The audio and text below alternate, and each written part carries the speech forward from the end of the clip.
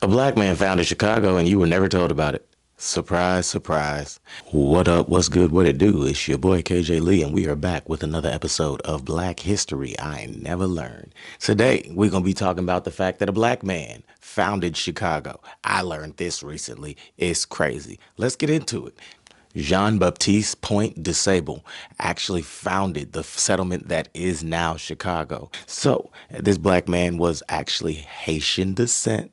One time for them Haitians, real niggas, you already know. Spanish conquistadors raided his village when he was young, killing his mother. He was able to escape, jump in water, and swim to a boat that his father owned. His father was a French mariner. He owned many boats. And so after escaping to the boat, he was actually raised kind of on the seas, where he learned how to sail, and he sailed all the way down to New Orleans, where he got himself in trouble because, as you could imagine, just popping up in America as a nigga was never a good thing. You know, they weren't nice at all. As soon as they saw you were black, they was like, hold on, I can own him, you know?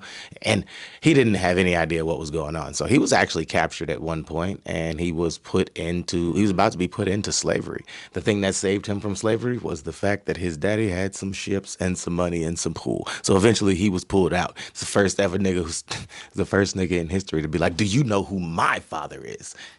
And so he was freed.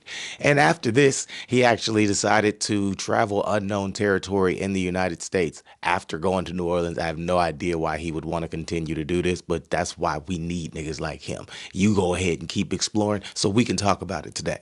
He learned English, Spanish, and French, and while exploring throughout unknown United States, he found the Choctaw tribes, and they inducted him in. He actually began to handle peace treaties for them. He began to handle trade expeditions for them. He began to actually lift up the Choctaw tribe and people as he was being taught to trap animals, as he was taught to trek across land, as he was being taught to survive on his own while going across this dirty, desertous place. People couldn't do it. That's why it was unknown. After acquiring these skills, DuPont Sable actually built a settlement right across what is known as the Chicago Riverbank.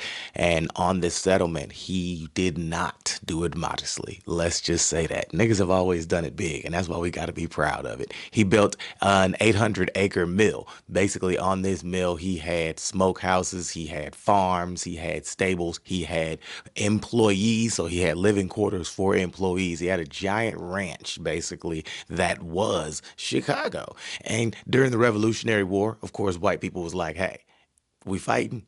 Let's go get that nigga off his land. And they stole it from him. And he actually built another settlement. And after the Revolutionary War was over and the people who stole his land lost the war, he decided to go back and get his settlement. He was able to get that. For a long time, DeSable was not recognized as the person who founded the area that is Chicago because, of course, the people who stole the land from him went and said, oh, yeah, look, this is a beautiful place. This is Chicago. He was like, nigga, I knew all of that. This was mine. You stole it from me. But of course, that's not how history works.